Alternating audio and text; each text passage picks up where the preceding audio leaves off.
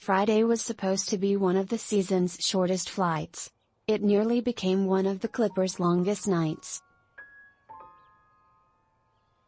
The fog blanketing the floor of the Sacramento Valley was thick enough that when the Clippers plane departed Los Angeles in the hours after Friday's 119-115 victory against the Lakers, a diversion plan was put in place. As a precaution, too much fog in Sacramento, and the Clippers would land in San. It wasn't ultimately necessary, the visibility easing enough to allow a touchdown at their original destination.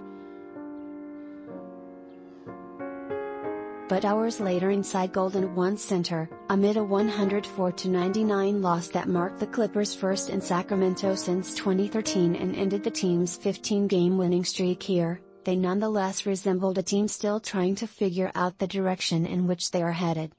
Coming off a win Friday that ended a 3-game losing streak and was described by coach Tyronn Lue as the roster's best, complete game we played all year, from start to finish, the Clippers began this 2-game trip by seeing an 8-point, first-quarter lead disappear, a comeback aided by a sev.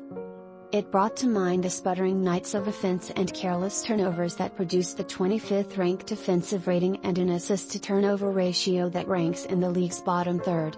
"The same plays we made last night, we didn't make tonight," Lue said. Is that the Clippers this season? Or is it the moxie of the group that reeled off a 16-5 run to cut what had been a 14-point lead with 7 minutes left in the fourth quarter to just 3 with less than 3 minutes to play?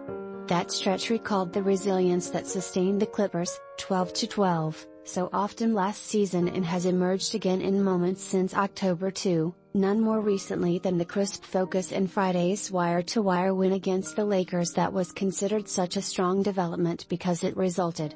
Perhaps no stretch exemplifies the Clippers' dichotomy better than the final 29 seconds.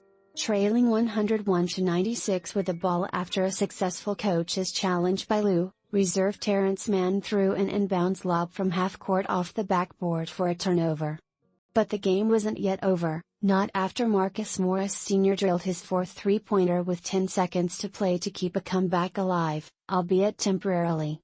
Morris scored a team-high 21 points, Reggie Jackson added 18 and George scored 15, on 21 shots, with 10 assists.